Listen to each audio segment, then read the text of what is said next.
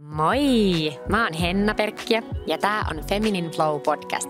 Tervetuloa hei mukaan matkalle podcastiin, jossa sukelletaan syvälle naiseuden ytimeen ja naisen elämän kaikkiin eri kerroksiin. Ihanaa kun sä oot siellä ja kuuntelet. Heippa ihana! Täällä ollaan taas studiossa ja ihan alkuun on pakko sanoa, että nyt kun mä nauhoitan tätä, niin ensimmäiset jaksot on julkaistu.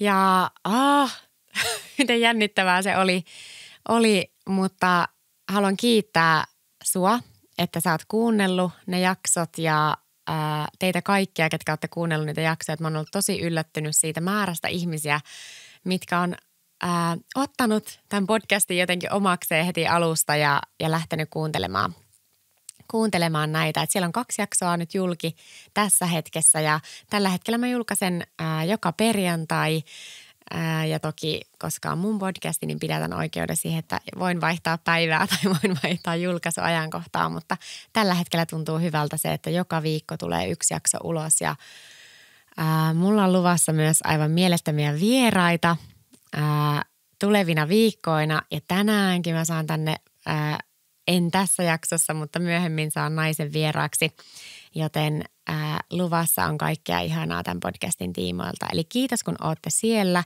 ja ootte laittanut aivan mieletöntä palautetta mulle viestitse Instagramissa.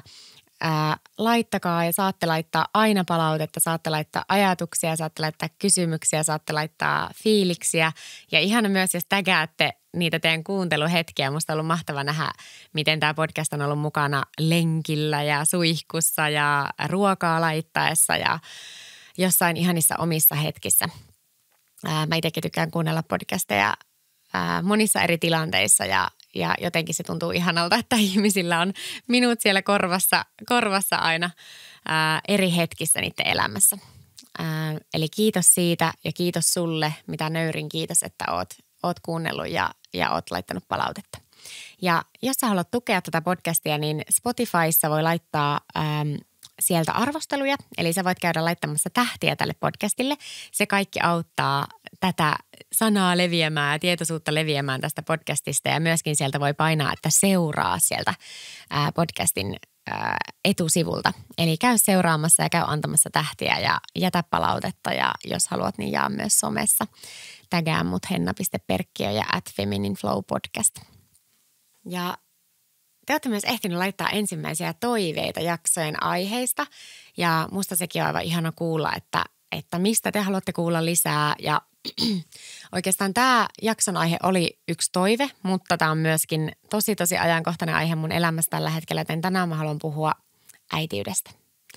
Ja tänään me tullaan puhumaan siitä, että milloin ja miten ja millaista on ollut se mun äidiksi syntymisen matka. Ja se, miksi tämä on niin ajankohtaista, on se, että tälläkin hetkellä, kun mä nauhoitan tätä podcastia, niin mä tulin tänne studioon sellaisen yön jälkeen, missä mä oon ruokkinut vauvaa ehkä ei mene nyt lasketa kertoja, mutta viime yö oli tosi vähäuninen ja jotenkin olin tosi vahvasti äidin roolissa myöskin yöllä. Eli jotenkin tämä jakso tuntuu sellaiselta, että tässä kohtaahan tästä aiheesta on tosi hyvä puhua, koska joka kerta kun mä olen ulkopuolella vaikka näitä podcast-nauhoituksia tai en ole tekemässä jotain omaa, niin mä oon kuitenkin aika vahvasti äiti koko ajan. Niin tänään me puhutaan siitä ja tää on hirveän tärkeä aihe mulle siitä syystä, että mä koen, että äidit, vanhemmat ylipäätään, mutta etenkin äidit, ketkä kantaa ja synnyttää ja mahdollisesti ruokkii omalla kehollaan uuden elämän tähän maailmaan, niin se tuki ja arvostus ja ylistys ja sellainen niin kuin elämän luominen on jotain niin äärettömän hienoa, että siitä mun mielestä pitäisi puhua paljon enemmän ja äidit tarttis kaikki ne mahdolliset kehut ja kiitokset tässä maailmassa. Äiti on sellainen, mikä meistä, tai mikä meillä jokaisella on, me jokainen ollaan synnytty äidistä tänne. joten tämä koskettaa jokaista. Ja mä toivon, että sinä, kuka kuuntelet, niin jos sä oot äiti, niin ehkä sä saat jotain samaistumispintaa, ehkä sä saat vertaistukea. Jos sä taas et oo äiti, niin ehkä sä saat jotain sanoja, mitkä sun kuuluu kuulla tänään. Ehkä sä saat sellaisia lauseita, mitkä sun kuuluu kuulla tänään äitiyteen liittyen. Koska mä haluan kohta puhua myös siitä hetken, että millaista oli se pohtiminen aika ennen äitiyttä. Niin mä toivon, että siitäkin voi joku saada sellaisen palasen itselleen, minkä tässä hetkessä kaipaa. Me voitaisiin aloittaa, nyt kun mä oon ylistänyt, äitejä voisi ylistää ikuisuuden ja haluankin varmasti tässä jakson mittaan puhua siitä paljon lisää, että miten paljon me kannatellaan maailmaa meidän harteilla ja miten paljon me fyysisesti kannatellaan meidän kehossa niitä pieniä ihmisiä ja sitä koko kokonaisuutta, mutta mulla on 2 kokemusta äidiksi tulemisesta ja mä haluaisin vähän palata aikaa taaksepäin sinne reilu 6 vuotta sitten tai oikeastaan pikkusen enemmänkin sinne, kun mä en ollut vielä äiti. Eli tai oikeastaan palataan ajassa taaksepäin ihan niin kauan, että puhutaan hetki siitä, että miksi mä halusin olla äiti. Mulla on ollut oikeastaan aivan pienestä asti sellainen hoivavietti vauvoja kohtaan, että mä oon aina rakastanut vauvoja ja mun yksi ystävä muistelikin tuossa, kun me oltiin 2009 Afrikassa 2 viikkoa, niin hän muisteli sitä reissua niin, että mä olin se, joka oli siellä kaikkien niiden pienten ihanien afrikkalaislasten, tai olin se syli näille kaikille pienille vauvoille, että mä oon aina rakastanut pieniä lapsia ja se on ollut jotenkin sisäsyntyistä ja mä oon myös 5-lapsisen perheen esikoinen. Mä oon esikoistytär ja mulla on 10 vuotta nuoremmat kaksossiskot ja sitten mulla on 15 vuotta nuorempi pikkusisko ja sitten 3 vuotta nuorempi pikkuveli. Eli mulla on ollut pieniä siinä hoivattavana koko mun lapsuuden. Eli varmasti sieltäkin osittain tullut tää tämmöinen hoivaamisvietti. Eli äidiksi tuleminen ja äitiyttä toivominen tai äitiyden toivominen on ollut mulle aika itsestään selvää, kunnes oikeastaan sitten elämä johdatti, siinä ensimmäisessä jaksossa puhuinkin teille, että elämä johdatti mut Helsinkiin ja olin siellä mainostoimistossa töissä ja tein uraa ja oli paljon kaikkea elämässä ja oli se ensimmäinen uupuminen ja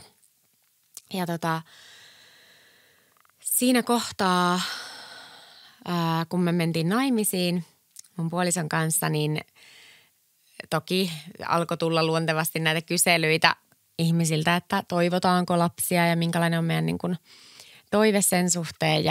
Ja siinä kohtaa me alettiin tosissaan pohtimaan ja keskustelemaan tästä asiasta, koska se ei yhtäkkiä ollutkaan enää niin itsestäänselvyys, vaan siihen liittyy aika paljon pelkoja. Ja mä oon miettinyt sitä, että mistä ne pelot johtu tai mitä mä oikeastaan pelkäsin siinä, niin mä koin silloin, vuosi oli silloin 2016, suurin piirtein 2016, ehkä 2015 alkoi nämä pohdinnat. Varmaan siinä aika lailla vuosi häiden jälkeen alkoi nämä pohdinnat siitä, että miten tämä niin kuin lapsiasia, että annettaisiko sille mahdollisuus ja olisiko meistä vanhemmiksi ja pystytäänkö me siihen ja uskalletaanko me antaa mahdollisuus uudelle elämälle ja kaikki nämä pohdinnat, minkä varmasti moni tunnistaa.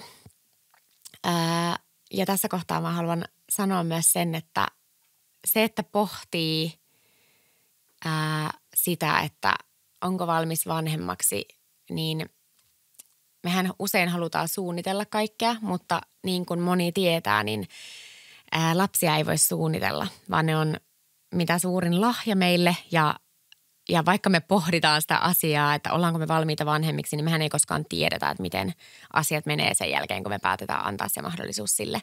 Eli tässä kohtaa mä haluaisin lähettää kaikille teille. Tämä koskettaa mua niin syvästi kaikille teille, ketkä haluaisitte ja kellä on se toive, äitiydestä ja vanhemmuudesta ja se toive ei ole vielä täyttynyt, niin mä haluaisin lähettää vaan niin kuin mitä suurimman määrän voimia ja halauksia ja empatiaa teille, että tunnen tosi syvästi ihmisten puolesta, ketkä tätä toivoo ja ei ole saanut sitä kokea. Että se suru on tosi kollektiivista ja sitä on valitettavan paljon nykyään.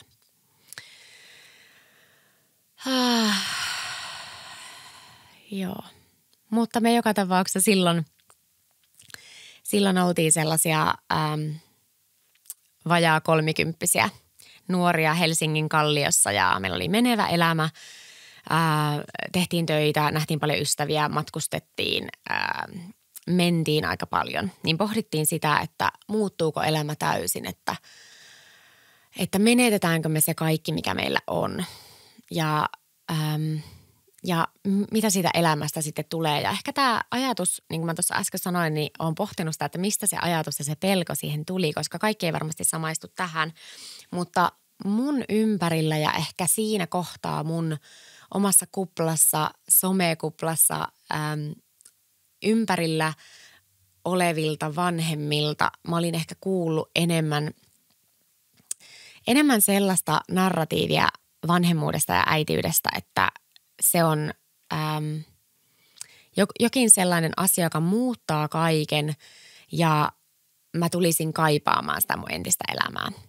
Ja se puhe oli keskittynyt enemmän sinne rankkaan puoleen. Eli mä kuulin tosi paljon sitä, että miten mä en enää koskaan nuku tai sit jää suihkussa käymiset ja kahvit juodaan kylmänä ja lomat ei ole enää lomia, koska on lapset ja me kaikki tiedetään tämä narratiivi ja se on myös totta. Niin kun nyt tässä toisella äitiyden kierroksella niin kun mä oon ymmärtänyt sen, että kaikki on totta, mitä joka ikinen ihminen kokee äitiydessä, vanhemmuudessa, isyydessä. Se on kaikki totta sille ihmiselle. Ja samaan aikaan äitiyden matka, niin kuin tämäkin matka, mistä mä tänään tuun puhumaan, niin tämä on tosi yksilöllinen. Tämä on mun matka ja äitiydestä ei oikein voi sanoa yhtä oikeaa totuutta, koska jokaisen totuus on erilainen. Jokaisella meillä on oma yksilöllinen totuus äitiydestä. Jokaisella meillä on oma yksilöllinen kokemus äitiydestä. Jokainen meistä kokee raskauden eri tavalla, jokainen meistä kokee synnytyksen eri tavalla, jokainen meistä kokee vauvavuoden eri tavalla, jokainen meistä kokee vanhemmuuden eri tavalla. Aina siitä lapsuudesta sinne niin kuin ihan sinne loppuun saakka, koska mehän ollaan vanhempia koko meidän loppuelämä. Se ei suinkaan lopu siihen, kun lapset on isompia. Eli äitiys on herkästi sellainen aihe, vanhemmuus on herkästi sellainen aihe, mistä tulee ulkopuolelta ehkä neuvojakin tahattomasti, ehkä tahallisestikin. Saattaa tulla totuuksia. Mä muistan silloin, kun tätä aihetta pohti, niin sieltä saattoi tulla erilaisia totuuksina. Ja koska ei ollut itse kokenut sitä, niin ei voinut myöskään ymmärtää, että se kaikki ei ole välttämättä totta mulle. Joten me pelättiin tosi paljon sitä, että me kuultiin vanhemmuus silloin jotenkin siitä ympärillä olevasta kuplasta pelkästään negatiivisena asiana. Ja tämä vaikutti siihen kokemukseen sit siitä äitiydestä, minkä mä lopulta sain kokea. Mutta joka tapauksessa me siis pohdittiin tätä aihetta tosi paljon ja mietittiin ja käänneltiin ja väänneltiin ja pohdittiin sitä, että uskalletaanko me antaa tälle mahdollisuus ja olisiko meistä siihen. Ja sitten lopulta me tehtiin iso päätös ja tähänkin varmasti tosi moni samaistuu. Mä oon siis syönyt hormonaalista ehkäisyä 17-vuotiaasta saakka. Eli siinä kohtaa mä olin syönyt hormonaalista ehkäisyä 12 vuotta. E-pillereitä ensin ja sitten ehkäisyrengasta olin käyttänyt. Ja seksuaalikasvatuksestakin voitaisiin tehdä oma jakso, mutta mä olin myös saanut sellaisen seksuaalikasvatuksen, että nainen voi tulla raskaaksi koska tahansa, ihan missä tilanteessa tahansa, tosi helposti ja sitä pitää varoa. Eli varotaan sitä, ettei vaan tulla raskaaksi. Ja tällaisessa kasvatuksessa mä olin elänyt siihen saakka, kun mä oikeasti halusin tulla raskaaksi. Ja me tehtiin iso päätös helmikuussa 2016, eli semmoinen 1,5 vuotta meidän häistä. Ja jätettiin juhlallisesti ehkäisypillerit poissa ja ajateltiin, että nyt me ollaan valmiita, että nyt se lapsi saa tulla, jos on tullakseen. Ja kun mä mietin tämän jälkeenpäin, niin asiathan olisi voinut mennä niin, että lapsi olisi voinut tulla heti. Ja sitten mä olisin vaan ajatellut, että vau, että jätin vain pillerit poissa ja sitten raskauduin. Ja näinhän se kuuluu mennä. Ja tämä oli ehkä se ajatus, mitä mä ajattelin, että näinhän se menee, kun jätän ne ehkäisypillerit pois. Mutta sehän ei ihan mennyt niin. Ja mä uskon, että siellä linjojen takana on tosi monta naista, ketkä tietää ja tuntee ja ketkä on kokenut sen, että se ei todellakaan ole mennyt niin. Mä oon puhunut niin monen naisen kanssa tästä aiheesta, että on ollut se oletus ja se toive ja se ajatus siitä, että kun se ehkäisy jättää poissa, niin ja kun me päätetään, niin tässäkin tavallaan se, että niin kuin mä puhuin tässä aiemmin, että se elämän suunnittelu, että kun me suunnitellaan niin kovasti se, että tässä kohtaa me tehdään tämä ura, tässä kohtaa matkustetaan, tässä kohtaa on nyt sopiva aika sille lapselle, niin kun me ei voida vaikuttaa siihen aina itse.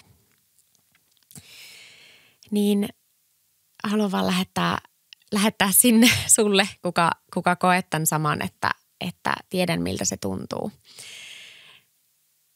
Eli me juhlallisesti tosiaan jätettiin ehkäisy poissa ja sitten itse asiassa siinä kohtaa mä olin myös sellaisessa työpaikassa. Tähänkin mä uskon, että aika moni samaistuu siellä linjojen takana, että mä olin sellaisessa työpaikassa ja mä ajattelin, että tässä kohtaa olisi tosi hyvä breikki vanhemmuudelle. Olisi hyvä aika jäädä vanhempainvapaalle, olisi hyvä aika raskautua, jäädä äitiyslomalle, koska mä myös halusin jotenkin paeta siitä tilanteesta. Se työ oli sellainen, missä mä en sillä hetkellä enää viihtynyt ja mä ajattelin, että äitiyslomahan olisi hyvä ratkaisu tähän väliin, koska mulla on tässä vakiintunut työ eikä kannata hakea uutta työtä, koska kohta mä varmaan tuun raskaaksi. Ja näinhän se ei sitten mennyt. Siinä meni yhteensä sellainen vuoden verran, mitäköhän mä sanoisin, vuoden verran. Ja se on jännä se mielen voima siinä, että vaikka me ajatellaan, että lapsi saa tulla, jos on tullakseen, niin siinä kohtaa, kun sen henkisen päätöksen tekee, että annetaan mahdollisuus lapselle tulla meidän kautta maailmaa, annetaan meille mahdollisuus tulla vanhemmiksi, niin siinä kohtaa se ei enää ole, että lapsi saa tulla, jos on tullakseen, vaan se on oikeasti henkisesti tosi iso päätös ja se on samalla semmoinen odotus, minkä asettaa siihen. Ja siinä kohtaa jokainen kuukausi muistuttaa, kun kuukautiset tulee, niin se muistuttaa siitä, että ai, ei vieläkään. Ja kuukausi kuukaudelta, kun se eteni, niin joka kerta se toive voimistui ja se kasvo ja se pettymys kasvoi siitä, että eikö vieläkään. Ja meillä se meni siihen pisteeseen, että mä aloin seurata mun kiertoa. Mä aloin katsoa, eli tässä kohtaa mulle sitten selvisi tämä, mistä mä vähän aiemmin puhuin. Niin tässä kohtaa mulle itse asiassa selvisi se, että aivan, että nainen ovuloi noin 4 päivää kuukaudesta. Eli meillä on tavallaan mahdollisuus raskautua 4-6 päivää sen kierron aikana ainoastaan. Ei niinkään, että jokaisessa hetkessä ja se ei todellakaan ole niin helppoa. Ainakaan mulle se ei ollut, mitä mä olin nuorena oppinut. Ja ihan faktojen mukaan, niin me voidaan raskautua silloin, kun me ovuloidaan ja sen ympärillä. Eli siinä kohtaa mulle selvistää, että okei, että tällä kierrolla on merkitystä, kierron vaiheella on merkitystä. Sillä on merkitystä, missä vaiheessa se hedelmöitys tapahtuu. Ja siinä kohtaa, kun tämä selvisi ja se toive oli niin suuri, niin totta kai se vaikutti siihen niin, että mä aloin katsomaan sitä kierron mukaan, että okei, nyt on hyvä aika yrittää. Okei, nyt on hyvä aika harrastaa seksiä, kun on tämä ovulaatioaika. Ja no, täytyy sanoa, että se nyt ei ole ehkä ihan kaikesta se romanttisin tapa, joten se henkinen lataus, mitä siinä oli, niin alkoi käydä aika suureksi. Ja se eteni sitten niin, että me päätettiin itse asiassa jossain kohtaa, siinä tuli semmoinen turhautuminen ja samaan aikaan parisuhteessa tuli pinnalle myöskin tämän myötä. Mä uskon, että tälläkin oli tarkoitus. Tämän myötä tuli pinnalle isompi kriisi, mikä meidän täytyy käsitellä läpi ennen kuin me voitiin tulla vanhemmiksi. Eli mä uskon siihen, että me tullaan vanhemmiksi oikeaan aikaan. Ja mä uskon siihen, että mun ei kuulunut tulla vanhemmaksi silloin heti, kun mä jätin ehkäisypillerit pois. Ja mä oon tosi onnellinen, että mä en tullut vanhemmaksi silloin. Mä uskon, että meidän kuului käsitellä ne asiat, mitä me siinä reilun vuoden aikana käsiteltiin ennen kuin tämä pieni ihminen saapui meidän kautta tähän maailmaan. Mutta mä uskon siihen, että sillä on ollut syy, että me odotettiin. Ja se syy, että me saatiin käsitellä ne parisuhteen kipukohdat ja ne pulmakohdat ja solmukohdat. Ja me jouduttiin niinku todella avaamaan meidän parisuhde sille vanhemmuudelle. Me jouduttiin käymään kipeimmät asiat läpi meissä itsessämme ennen kuin se lapsi tuli tänne maailmaan, niin se oli maailman suurin lahja. Ja toinen, mikä siinä tilanteessa oli, mikä varmasti vaikutti siihen raskautumiseen, oli se valtava stressimäärä. Se oli juuri sitä uupumisen aikaa, kun me jätettiin ne ehkäisypillerit pois. Eli tämä kaikki oli sitä samaa aikaa, kun mä sitten lopulta uuvuin. Eli mun keho oli todellisessa taistele- tai pakenetilassa. Ei mun keho ollut valmis vastaanottamaan ihmistä kasvamaan mun sisälle. Mä uskon siihen, että oli myöskin tosi hyvä, että mä sain rauhoittaa sen tilanteen. Mä sain rauhoittaa mun kehoa, mä sain rauhoittaa mun hermoston ennen kuin se lapsi tuli kasvamaan sinne. Mutta tällainen oli se alustus siihen, että mitä tapahtui ennen kuin mä raskauduin. Ja siinä kohtaa, kun ehkäisyn poisjättämisestä oli vuosia 4 kuukautta noin, vuosia 2 kuukautta ehkä tai no päälle vuosi kuitenkin. Niin siinä kohtaa mä menin gynekologille selvittämään, että okei, että nyt olisi hyvä varmasti selvittää, että onko mussa jotain, mitä pitäisi tutkia. Mä olin siinä vaiheessa 30. Joo, mä olin 30 siinä vaiheessa. Eli olisiko musta jotain, mitä pitäisi tutkia, miksi mä en raskaudu, vaikka me ollaan jätetty ehkäisy pois niin kauan aikaa sitten. Ja mä päädyin menemään gynekologille ja me tutkittiin mun kehoa ja hän siinä kertoi sitten, että mulla on siinä ovulaatiossa jotain häikkää ja määräsi mut tällaisiin testeihin. Eli en nyt muista mitä kaikkia testejä siellä oli, mutta noin 5 erilaista testiä, mihin mulle laitettiin lähete ja sitten mulle annettiin tällaista keltarauhashormonia, mitä mä aloin syömään, jotta mulla tulisi kuukautiset, jotta mä voisin kuukautisten aikaa mennä. Yksi niistä testeistä piti ottaa kuukautisten aikaa. Tämä oli huhtikuussa, ehkä maaliskuun loppua 2017. Eli sain sen keltarauhashormonin, sain lähetteen testeihin ja ajattelin, että no niin, nyt ei ole mitään hätää, ei tarvitse miettiä nyt tätä raskautumisasiaa, että antaa tämän asian nyt olla. Nyt mä rauhassa selvitän tätä tilannetta ja varmastikaan niin kuin seuraavissa kierroissa ei tapahdu yhtään mitään ja edelleenkään ehkäisyä ei ollut käytössä. Ja sitten mä aloin syömään sitä kuuria ja niitä kuukautisia ei vieläkään kuulunut ja mä söin sitä kuuria ja jossain kohtaa sen kuurin aikana, mä olin tässä välissä vaihtanut työpaikkaa myöskin. Eli tämä koko prosessi, tämä vuoden odottelu oli saanut mut toteamaan sen, että okei, tämä ei ole ollutkaan mulle nyt tämä pakokeino tästä työpaikasta, tämä äitiysloma. Eli se, että mä en pääse nyt täältä työpaikasta tällä verukkeella pois, joten mä haluan hakea jotain sellaista, mikä on ehkä mun stressitasoille ja mun tilanteelle toimivampi siinä kohtaa. Joten mä olin vaihtanut työpaikkaa ja mä olin ihmetellä sen kuurin aikana, kun mua itketti niin paljon ja mulla oli ihan valtava nälkä. Ja mä olin samalla tällä kuurilla ja mä olin menossa niihin testeihin, joten mä en todellakaan ajatellut, että mä voisin olla raskaana siinä kohtaa.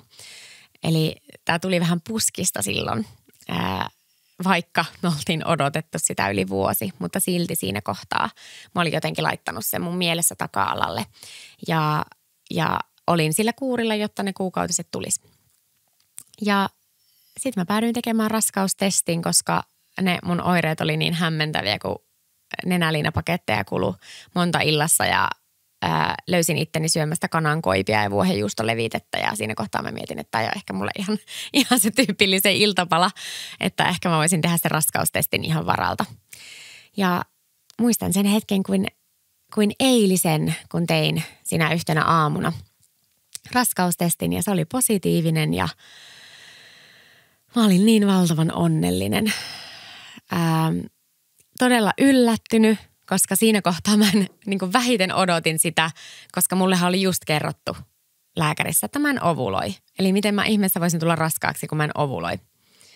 Niin mä kuitenkin vaan tulin ja päädyin lopulta, että en tietenkään mennyt niihin testeihin. Ei tarvinnut enää mennä selvittämään, että mikä oli tilanne, kun olin raskautunut ja muistan sen päivän, että lopulta otin etäpäivän, kun olin niin häkeltynyt ja hämmentynyt siitä ja soitin mun äidille ja soitin mun parhaalle ystävälle, joka oli myöskin äiti ja kysyin häneltä, että mitä mun pitää nyt tehdä, että pitääkö mun nyt todentaa tämä jossain, että onko tämä totta, että mulla on nyt 2 viivaa tässä tikussa, mutta eihän tämä nyt vielä voi niinku olla totta. Ja googlettelin sitä, että voiko se olla totta, että jos raskaustestissä näkyy 2 viivaa, että mistä voiko sen verikokeilla todentaa. Mutta joo, niin mä olin raskaana ja mä sain onnellisesti kokea, nyt kun te kuulitte tuonne, että mistä tähän lähettiin tähän raskauteen, niin tämä raskaus ja synnytys ja vauva-aika oli mulle sellaisia, siihen narratiivin nähden, mitä mä olin kuullut, niin mä koin sen tosi positiivisena kaiken. Se raskaus oli aivan ihanaa aikaa, mä olin tosi hyvinvoiva, nautin siitä raskaudesta tosi paljon, mä nautin siitä vatsan kasvamisesta, mä sain onnekkaasti kokea sen raskauden ihan loppuun asti. Tästä äitiyden matkasta on ihan pakko kans nostaa tähän väliin. Mä haluan lähettää sulle, kuka oot kokenut keskenmenoja, niin maailman eniten sympatiaa ja empatiaa. Mä en ole koskaan itse kokenut keskenmenoa, mutta mulla on paljon ihmisiä lähipiirissä, ketkä on. Ja mä oon nähnyt sen tuskan, mitä se on heille tuonut. Ja jotenkin se on myös sellainen asia, mistä musta tuntuu, että se ohitetaan aika silleen aika pienenä asiana tai sellaisena, että no sehän on aika yleistä ja silti se on jokaisen naisen keho, kuka kokee sen. Se tunne, kun sä raskaudut, niin sun mieli alkaa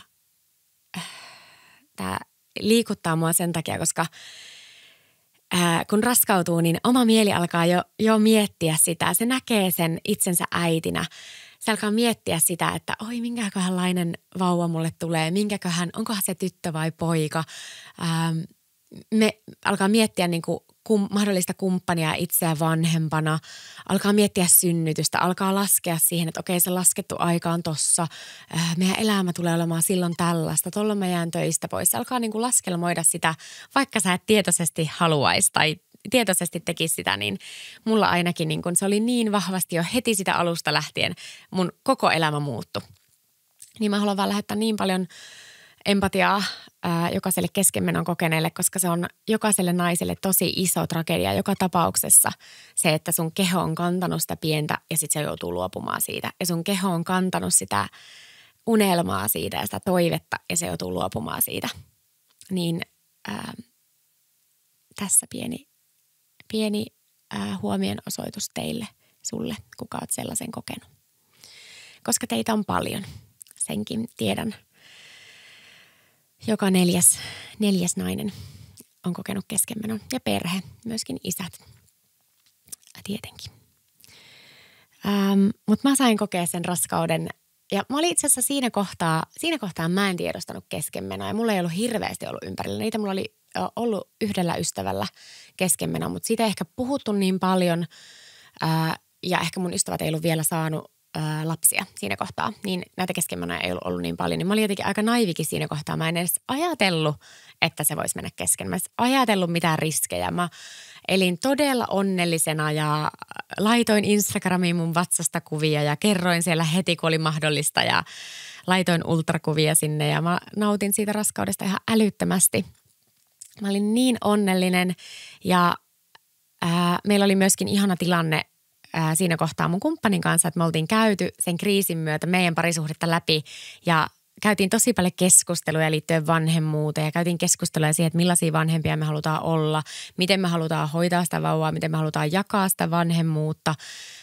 Käytiin keskustelua tasa-arvosta, vanhemmuudesta ja siitä, että miten me voidaan tukea toinen toisiamme, mikä oli mun mielestä tosi ihanaa ja mitä mä en olisi ehkä osannut tehdä nuorempana. Mutta tuossa kohtaa jotenkin sitä oli jonkun verran jo tullut omaan tietoisuuteen sitä, että miten tärkeää se kommunikaatio on ennen kuin lapsi saapuu perheeseen, koska se muuttaa kaiken. Ja tämähän oli silloin se yksi mun pahimmista peloista, että muuttuuko kaikki. Ja oikeastaan tuossa ensimmäisessä äitiyden matkassa mä pohdinkin sitä, että mitä jos se muuttaa kaiken ja niin se vaan muutti. Mutta tässä ehkä kohta voidaan puhua siitä, että kaikki muuttui kuitenkin lopulta just niin kuin kuului. Mutta siitä ensimmäisestä matkasta oikeastaan ehkä voin tässä vielä ennen kuin mennään siihen seuraavaan, niin haluan sen sanoa, että se oli sellainen positiivisten yllätysten matka kaikilta osin. Ja osaltaan siinä oli myös sellaista,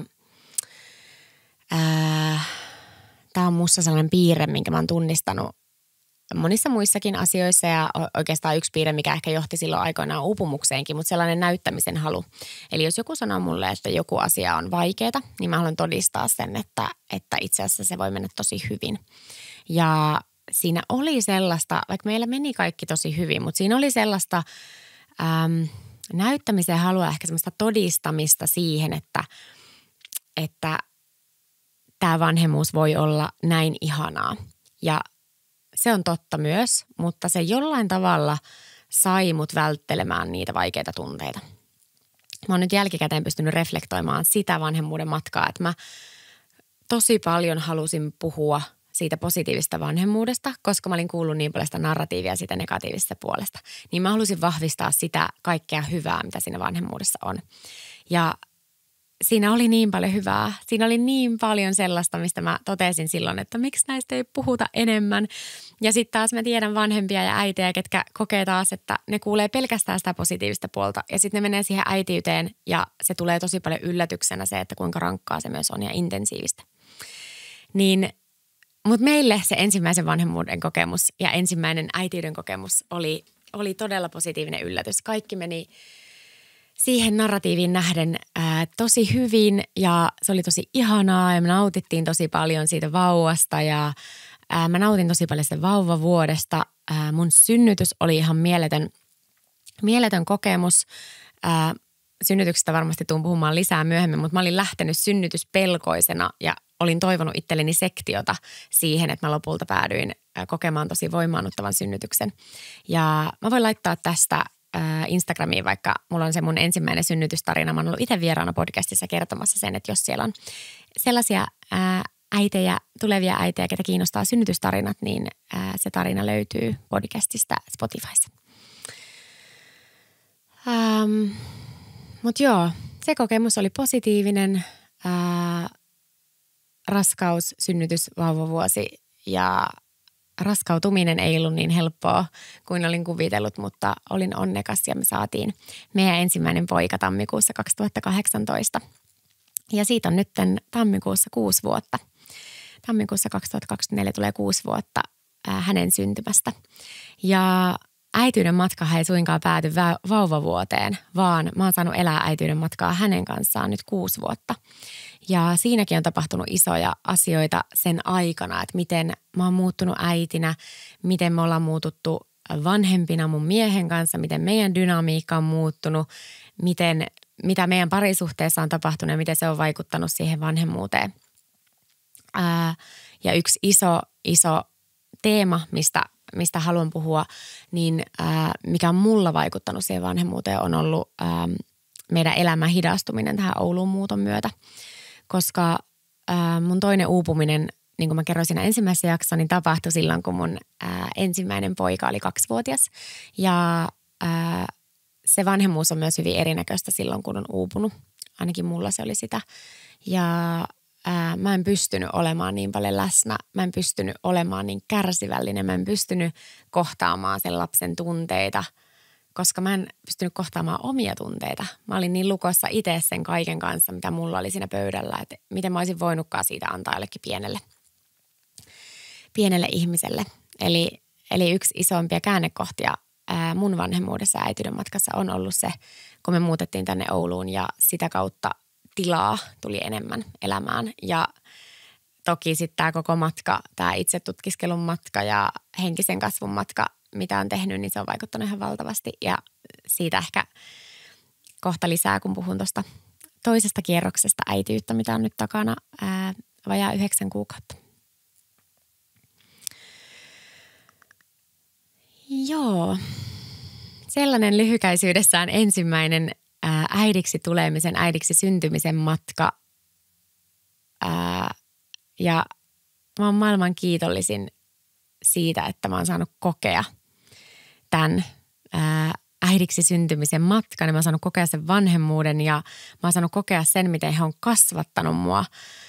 Se, miten paljon tämä mun esikoinenkin on kasvattanut mua tässä vuosien varrella ja meitä molempia, mua ja mun puolisoa, niin on niin ääretön lahja. Ja sellaisena mun mielestä meidän tulisi ottaa se vanhemmuus, että se on meillekin oppikoulu. Että meillä on todellakaan täydellisiä vanhempia, kun me synnytään vanhemmiksi. Me ei synnytä kaiken sen tiedon kanssa, vaan me opetellaan yhdessä sen lapsen kanssa ja me opetellaan sitä vanhemmuutta ja meillä on myöskin mahdollisuus opetella sitä ihan niin kauan, kuin me ollaan vanhempia. Mä luulen, että aika moni tunnelukko ja etäisyys vanhempien kanssa tässä yhteiskunnassa johtuu siitä, että me ei uskalleta kohdata niitä vaikeita tunteita.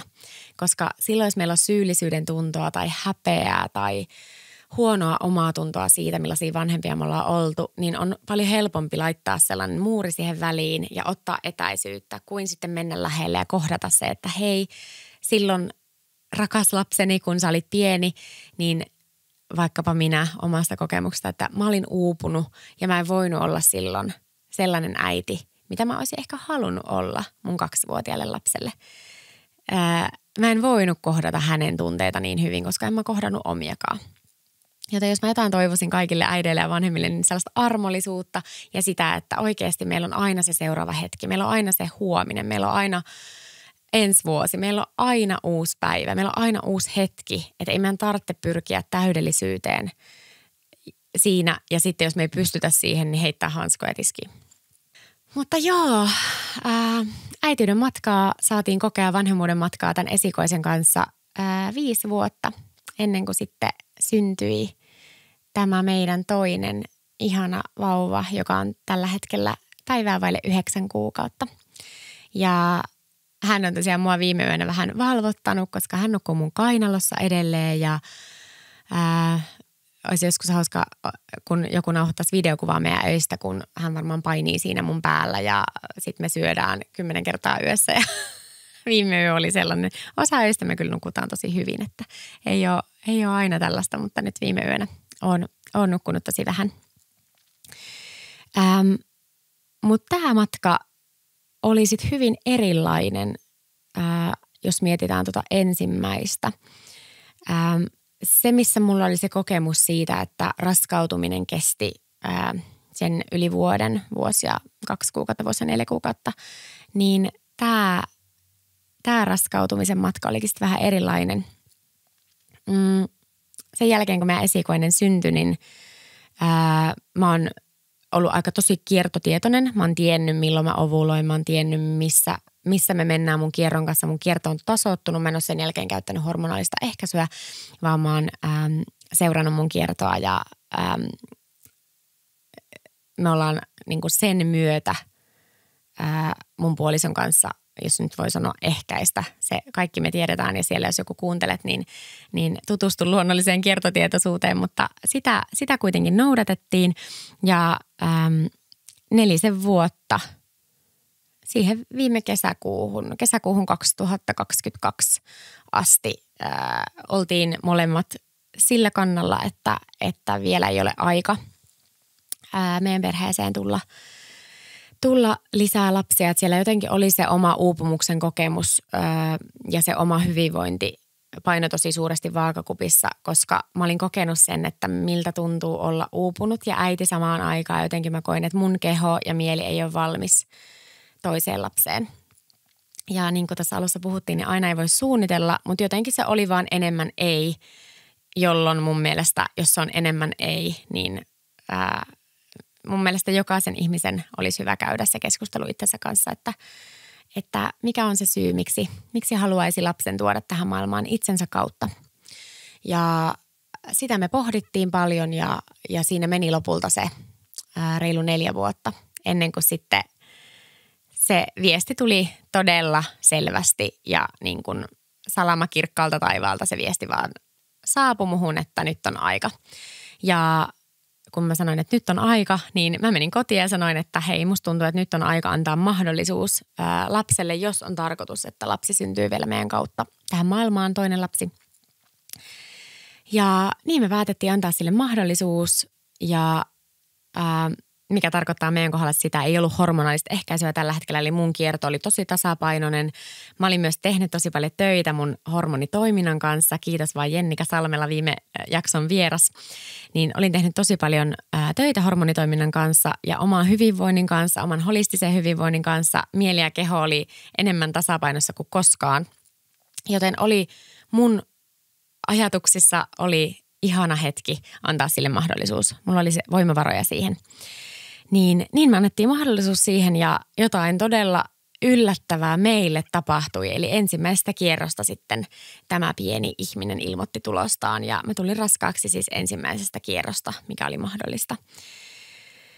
Mikä oli ihan uskomatonta ja se etenkin tuntui tosi uskomattomalta ja yllätykselliseltä sen takia, koska se edellinen oli kestänyt niin kauan. Että ehkä tässäkin alitajuisesti oli ajatellut, että varmaan puoli vuotta, vuosi ja josko se on ylipäätään meille tarkoitettu enää toinen lapsi. Mä olin kuitenkin tuossa kohtaa 35-vuotias, niin ei mikään ole itsestään selvää. Mutta niin se vaan tapahtui ja jotenkin se, mitä mä haluan sanoa tästä matkasta, niin on se, että tämä on ollut mielettömän syvä, kerroksellinen, tunteita täynnä, kaikkia tunteita täynnä, voimaannuttava, intensiivinen, täyteläinen, avaava, avartava. Tämä matka on ollut jotain niin syvää, että mä oon ihan valtavan kiitollinen, että mä oon saanut kokea tämän uudelleen tässä tietoisuudessa, tässä elämänkohdassa, tämän ikäisenä ja näiden kaikkien asioiden jälkeen, mitä mä oon kokenut, niin mä oon saanut uudelleen tulla äidiksi. Mä oon saanut uudelleen olla raskaana, mä oon saanut uudelleen synnyttää, mä oon saanut uudelleen kokea tätä vauvavuotta ja kaikkia näitä tunteita, mitä tässä on.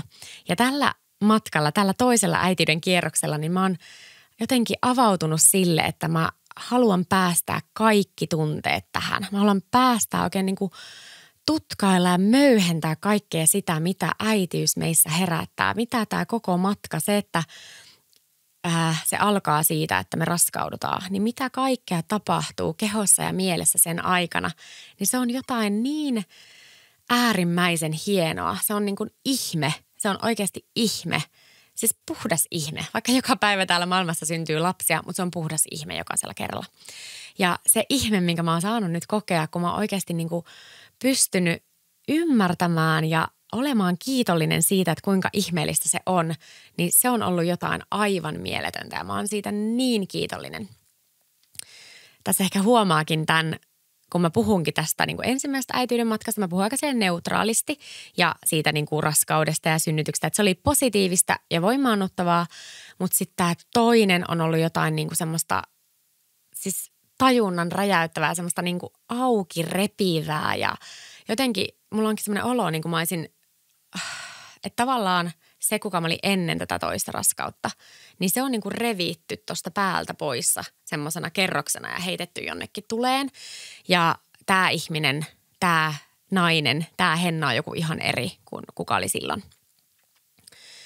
Ja musta oli aivan mahtavaa tuossa matkassa se, että mä sain siihen raskauteen oikein upota ja sukeltaa ja mä sain myöskin kuunnella mun kehoa. Mä olin siinä kohtaa yrittäjä, niin mä tajusin myöskin sen, että kuinka haavoittuvaista se raskauden tila on ja kuinka meidän täytyisi oikeasti siitä hetkestä, kun me raskaudutaan, niin saada kuunnella meidän kehoa. Siinä tulee monella tosi vahva pahoinvointi, siinä tulee väsymystä, siinä tulee erilaisia oireiluja, niin meidän täytyisi saada levätä, meidän täytyisi saada kuunnella meidän kehoa, meidän täytyisi saada kertoa töissä, että hei mä oon tullut raskaaksi, nyt mun täytyy ottaa nämä ensimmäiset kuukaudet vähän iisimmin.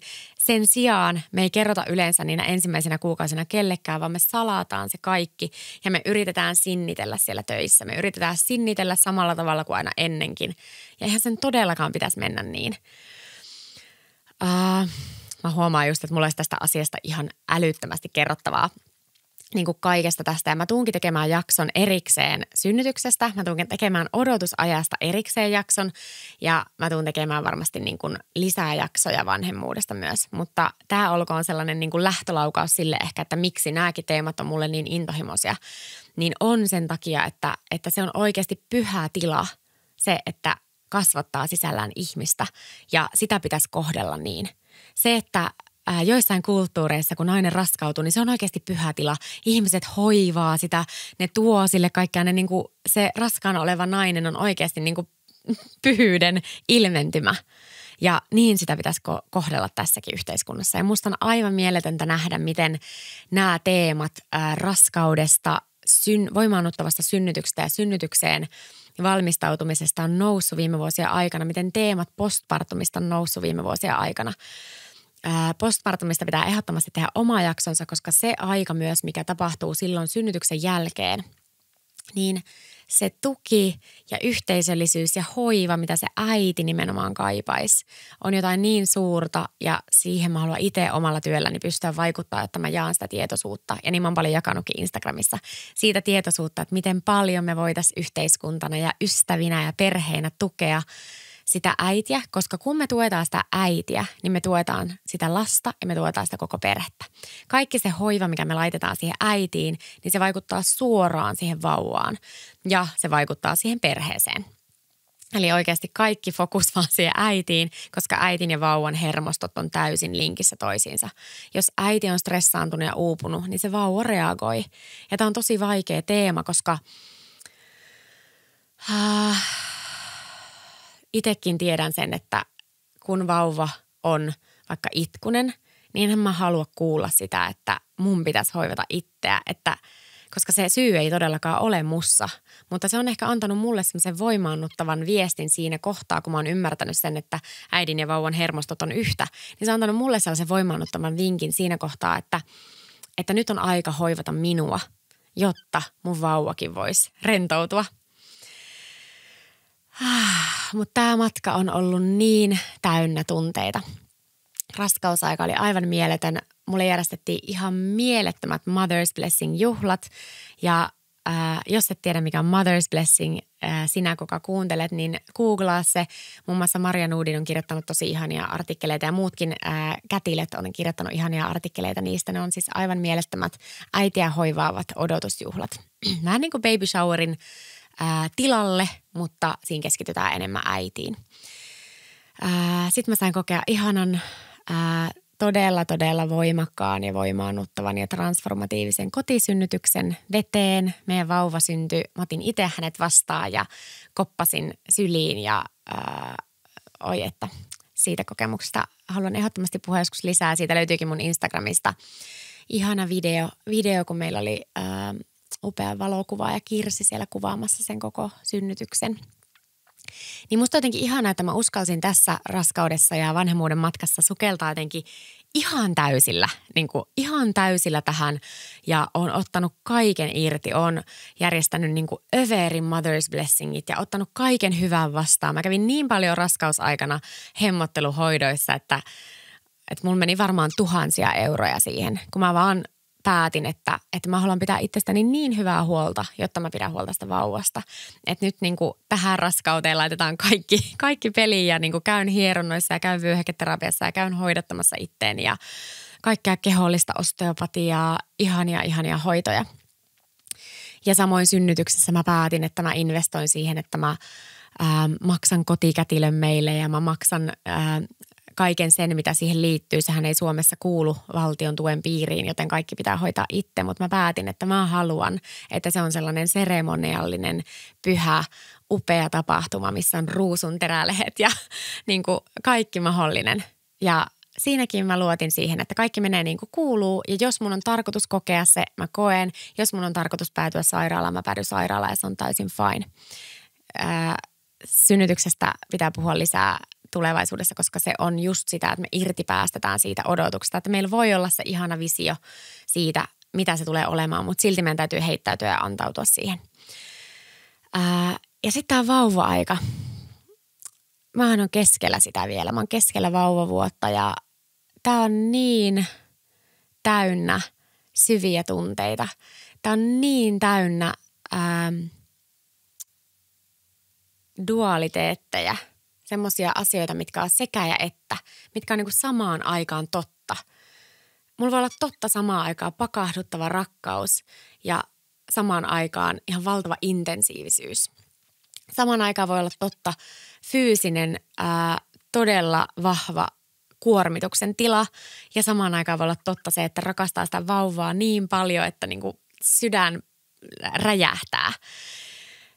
Samaan aikaan voi olla totta se, että on kateellinen puolisolle siitä, että saa nukkua täysiä öitä ja se voi vaikka lähteä yöksi reissuun sen ystävien kanssa ja samaan aikaan itse ei halua tehdä sitä ja samalla haluaisi. Se on niin täynnä ristiriitaisuuksia ja jotenkin sellaisia tunteita myöskin, mistä ei uskalleta puhua ääneen, koska siis vanhemmuuteen liittyy niin paljon syyllisyyttä ja häpeää ja pelkoja ja erilaisia huonoa omaa tuntoa. Siis oikeasti tämä vanhemmuuden huono omatunto on sellainen teema, mistä mä toivoisin, että me jokainen voitaisiin vapautua.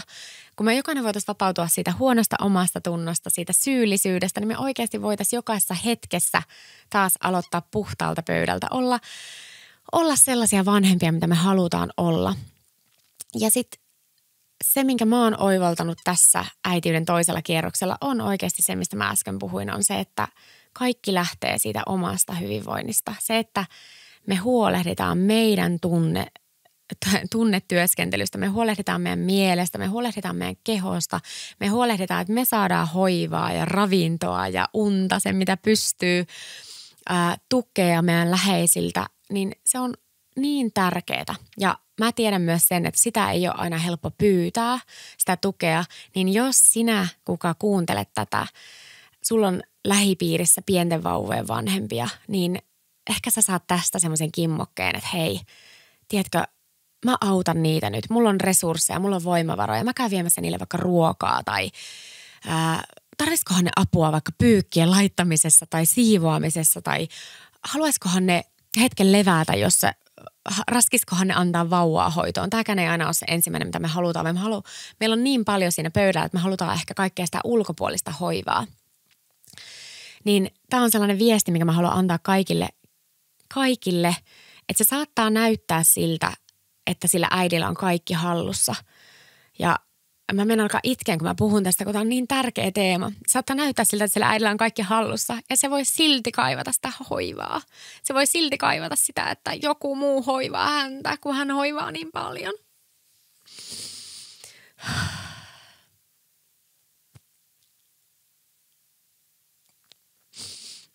Ja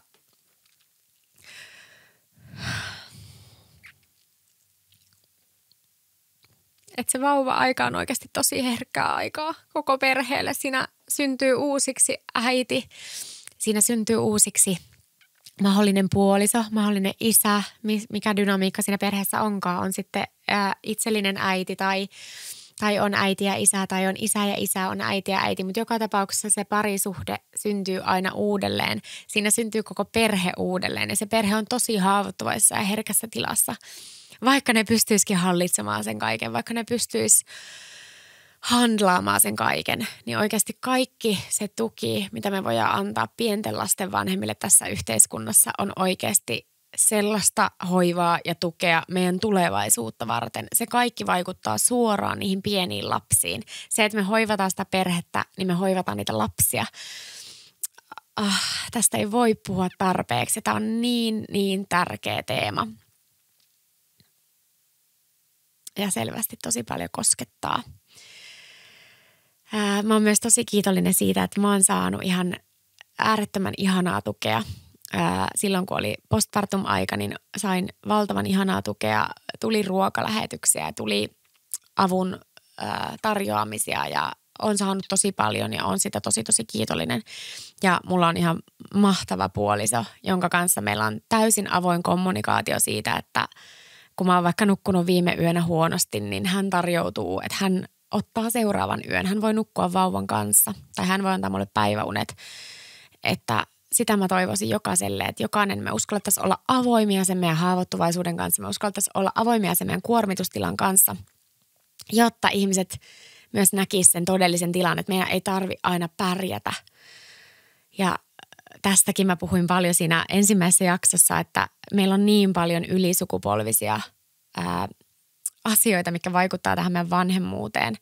Ja sen takia meistä tuntuu siltä, että meidän pitää pärjätä, koska edelliset sukupolvet on pärjännyt. Ja voi olla tosi, tosi vaikea myös ottaa vastaan sitä apua. Mutta sinä, joka kuuntelet, jos olet vanhempi ja joku tarjoaa sulle, että hei, tarvitko apua, niin ota se vastaan. Ja sitten myös, jos sä vaan mitenkään pystyt, niin pyydä sitä apua. Se on tässä äitiyden ja vanhemmuuden matkassa oikeasti, sä et voi saada liikaa tukea. Se, että huolehtii pienistä ihmisistä, jotka ei pysty edes kävelemään vielä itse. Ja sanotaanko, että ensimmäiset 4 vuotta on pikkulapsiaikaa, niin se on oikeasti tosi intensiivistä ja täyteläistä. Ja sen oikein tuntee koko kehosta, kun me keholla kannatellaan niiden pienten ihmisten tunteita ja me kannatellaan niiden, me ruokitaan heidät, me pestään heidät, me nukutetaan heidät, me silitetään heitä, me huolehditaan heistä, me rakastetaan heitä, me halitaan heitä, me annetaan niinku heille se rakkaus ja me annetaan heille se turva ja me annetaan heille se syli ja kannattelu. Niin se on oikeasti ihan, se on niin iso tehtävä. Se on oikeasti niin iso tehtävä, että uskalla pyytää ja avata itseäsi ja antaa sitä apua, kun antaa sitä haavoittuvaisuutta itsestä, että jos sä uskaltaisit ottaa apua vastaan ja uskallat pyytää sitä ihmisiltä. Mulla on sellainen itsellä tässä vauvavuonna ollut semmoinen, mitä mä oon oikein aktiivisesti tehnyt, että kun mä oon vaikka julkisilla paikoilla, niin mä pyydän ihmisiltä apua. Mä oon vauvan kanssa, rattaiden kanssa jossain tai mä oon junassa tai jossain, missä mulla on paljon kantamuksia ja vauva sylissä, niin mä ihan rohkeasti kysyn joltakin. Viimeksikin me oltiin junassa tulossa Helsingistä Ouluun. Me oltiin 200 vauvan kanssa ja se oli oikeasti aika intensiivistä olla 200 vauvan kanssa junassa, koska on pieni vauva, joka koko ajan liikkuu ja sulla on paljon kantamuksia ja rattaat ja nää. Ja se näyttää siltä, että kaikki on hallussa, mutta oikeasti se on tosi intensiivistä. Niin mäkin koputin yhtä nuorta miestä, hän oli varmaan 25 ja kuuntelisin kuulokkeilla musiikkia. Sitten mä koputin häntä olkapäälle, että hei anteeksi, voisitko sä auttaa nostamaan mun laukut tuolta ylhäältä, kun mulla on tää vauva tässä sylissä ja hän sattui nukkumaan vielä kantoliinassa. Niin hän tosi iloisesti siitä pomppasi ylös ja auttoi mua ja ei hän olisi huomannutkaan mua välttämättä, koska hän oli keskittynyt siihen omaan, mikä on tosi, tosi ok. Hän nautti musiikista, mutta hänelle ei varmasti jäänyt huono mieli siitä, että hän auttoi ja mä sain oikeasti apua, että mun ei tarvinnut yrittää selviytyä kaikesta yksin. Niin tässä on vaan pieni esimerkki siitä, että me oikeasti voidaan, yleensä ihmiset meidän ympärillä, ne haluaa auttaa. Ja bussissa mä kysyn aina, että joku voi auttaa nostamaan vaunut tai jos mä en itse selviydy tai kaupungilla, että voitko avata mulle oveen, jos mä oon rattaiden kanssa. Ne on oikeasti tosi pieniä juttuja ja me selvitään niistä yksin, mutta se tuntuu tosi hyvältä, kun joku muu tekee sen meidän puolesta.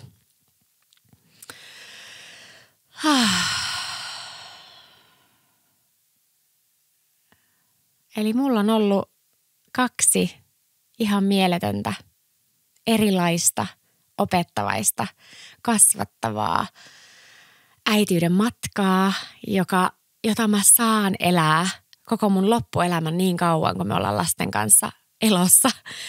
Eli miten hienoa se on, että mä saan kasvaa vanhempana, mä saan kasvaa äitinä ja he saa kasvaa siinä rinnalla. Me yhdessä opetellaan tunnetaitoja ja me opetellaan sitä, että miten me ollaan siinä elämässä ja me yhdessä opetellaan mun puolison kanssa, että miten me tuetaan toisiamme ja välillä me kolistaan niin kuin päät yhteen ja me riidellään ja me räjähdellään ja sitten me taas opitaan ja me tullaan niin kuin paremmaksi ja paremmaksikin on huono sana, mutta me tullaan aidoimmaksi ja autenttisemmaksi tässä vanhemmuudessa. Me ollaan oikeasti,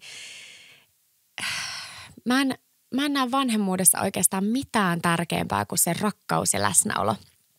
Ja se, että mä en tarkoita läsnäololla nyt sitä, että meidän pitää olla koko ajan läsnä. Mä oon todellakin, niin kuin mä huomaatte, niin täälläkin mä oon nauhoittamassa podcastia ja tällä hetkellä mun mies on mun vauvan kanssa. mä tarkoitan sitä, että silloin kun me ollaan läsnä, niin me oltaisiin täysin läsnä. Eli, ja milloin me voidaan olla läsnä? No silloin kun meillä on kaikki hyvin, silloin kun me ollaan linjassa itsemme kanssa, silloin kun meidän mieli, keho ja sielu on tasapainossa, meidät on ravittu, meidän tarpeita on ravittu, niin me voidaan olla parhaiten läsnä silloin. Ja se on oikeasti tosi tärkeää, että me uskalletaan ottaa se apu vastaan, ottaa sitä tilaa vastaan itsellemme. Etenkin äiteinä. Me ollaan annettu meidän kehosta niin paljon, niin me saadaan myös ottaa sitä hoivaa meille itsellemme.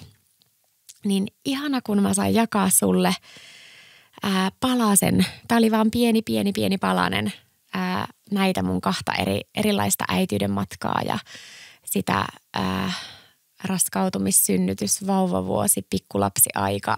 Ja nyt mä astelen kohta 6-vuotiaan rakkaan esikoisen kanssa kohti hänen eskarivuosia ja kouluvuosia. Ja sitten samalla mulla on tämä vauvavuosi tulossa tässä päätökseen. Viimeinen kvartaali, viimeinen 3 kuukautta alkaa vauvavuotta nyt. Ja mä saan taas sitten harjoitella sitä, että millaista on olla taaperon äitiä, millaista on olla 2-vuotiaan äitiä, millaista on olla 3-vuotiaan äitiä. Mä saan nähdä heissä sen kehityksen ja sen, kun heidän persoonat kehittyy ja minkälaisia henkilöitä, minkälaisia tyyppejä heistä tulee. Ja mä jo nyt näen sen heidän yhteyden, sen sisarusten välisen yhteyden, mistä mä oon valtavan kiitollinen. Ja mä malta odottaa, mitä kaikkea seikkailuita tämä elämä tuo meille perheenä tullessaan. Ja sen, mitä mä mun työlläni myös haluan tehdä, niin on se, että kun mä voimaannutan naisia, mä voimaannutan äitejä, niin se vaikuttaa suoranaisesti myöskin niihin lapsiin. Eli mä haluan auttaa ja tukea toisia äitejä myös siellä. Me ollaan kaikki samassa veneessä ja me kaikki kaivataan sitä tukea. Niin usko, että sinä olet tärkeä ja sinä ansaitset kaiken sen hyvän. Ja jos sä tällä hetkellä kannattelet koko maailmaa sun harteilla, niin mä toivon, että sä saat hoivaa ja sä saat, että sua kannatellaan välillä ja sä saat tukea jostain. Ja mä aion tehdä kaikkeni, että kun mulla vapautuu resursseja, niin mun ympärillä olevat äidit sais multa huomiota ja kannattelua. Ja mä muistaisin ajatella heitä ja mä muistaisin ehkä tarjota sitä siivousapua tai tarjota sitä ruoka-apua tai tarjota jotain pientä heille siihen heidän tilanteeseen, koska oikeasti vanhemmat te teette maailman tärkeintä työtä kasvattaessa meille seuraavia sukupolvia tänne ja kannatellessanne heidän kaikkea sitä, mitä heissä on ja sitä ihanaa kehitystä ja sitä intensiivistä ja täyteläistä elämää. Joten kiitos, kun sä kuuntelit tämän jakson. Jätä mulle palautetta. Tämä teema on tosi tärkeä mulle ja mä toivon, että sä kerrot, että miltä tämä susta tuntui. Samaistutko? Oliko sulla vertaisia kokemuksia? Ootko kokenut samaa? Mihin tämä osui? Henna.Perkkiö Instagramissa ja käy jättämässä tähtiä, käy seuraamassa ja kiitos, että kuuntelet mitä nöyrin kiitos. Mä oon niin onnellinen, että saan jakaa täällä näitä ajatuksia ja että just sinä oot siellä ja kuuntelet. Ihanaa, palataan ensi jaksossa.